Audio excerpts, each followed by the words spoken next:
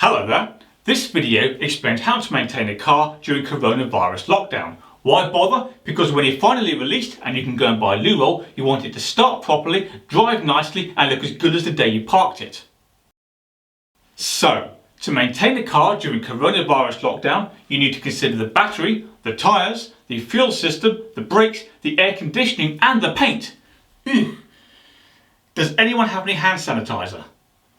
No? Okay. Welcome to Cast by TV.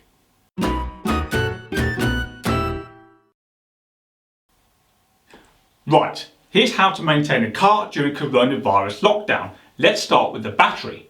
As your car sits, the battery loses charge. Why? Well, perhaps your car has an alarm. Perhaps it has an immobiliser. Such things draw power from the battery. Even if your car doesn't have such wizardry, the battery still naturally loses charge over time. If it loses too much, the car won't start. Great! Luckily, there are a couple of solutions. First, simply start the car and let it run. The alternator then charges the battery, but this poses the question, how long do you let the car run?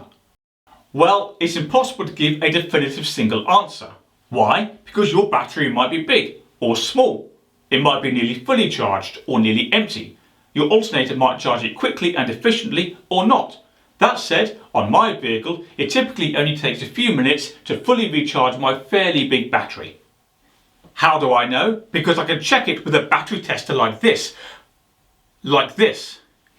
Thank you.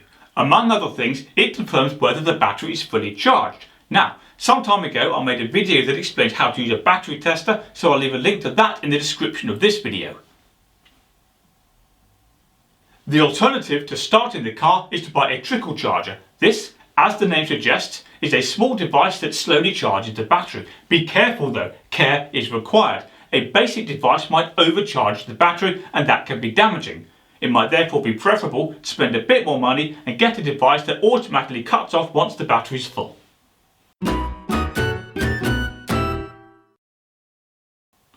Okay, tyres. Let's use this one as an example.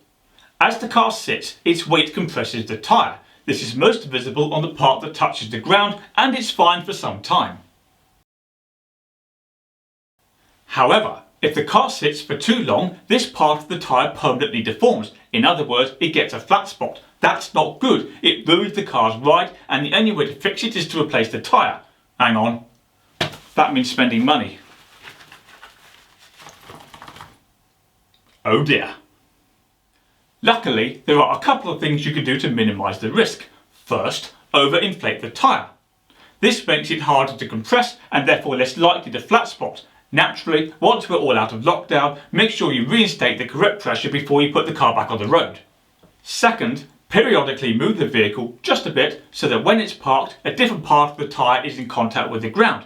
Maybe, for example, you can move your car to the other side of the driveway. If not, maybe you can at least turn it round.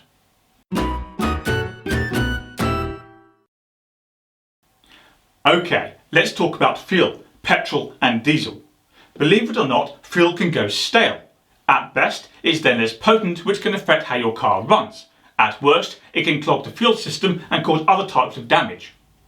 So, how long before fuel goes stale? Well, there's no definitive single answer. It depends on the type of fuel, the temperature and how it's stored. There are also many different opinions. For example, some sources say petrol that contains ethanol goes stale in as little as 30 days. Others say it lasts far, far longer. Also, many people think diesel typically lasts a lot longer than petrol. Bottom line though, whatever type of fuel you've got, however it's stored, at some point in the future, sooner or later, it will go stale. The solution is a fuel stabiliser. What's that? I hear you cry. It's simply a liquid that you pour into the car's fuel tank that increases the fuel's lifespan. Now, there are many products on the market, so obviously performance varies. But to give you some idea, some claim to increase the fuel's lifespan by between 1 and 2 years. So, whereas nobody can say for sure how long the fuel in your car will last if you do nothing, it should definitely last significantly longer if you add a stabiliser. There's not a lot to lose.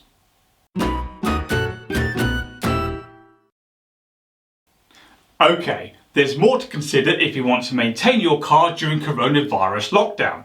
The brakes, for example, they might seize. It's what tends to happen to moving parts that never move. So, every now and then, operate the brakes even though the car is stationary. Just press the pedal a few times. Oh, and remember to release and engage the handbrake a few times as well.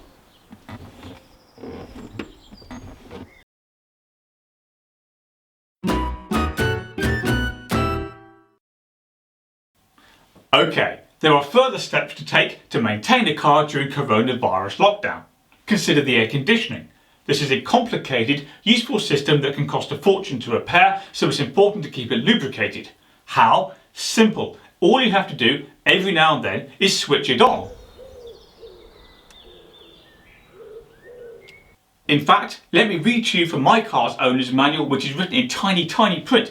It says, somewhere, the air conditioning system should be operated for about 10 minutes at least once a month. This helps prevent damage to the system due to lack of lubrication. I think that's what it says. Yeah, that's right.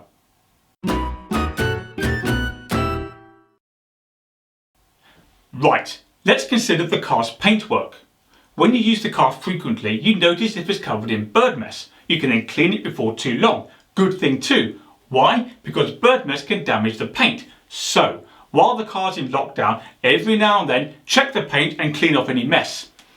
Oi, you. Stop using my car as your own personal latrine. Honestly, some people.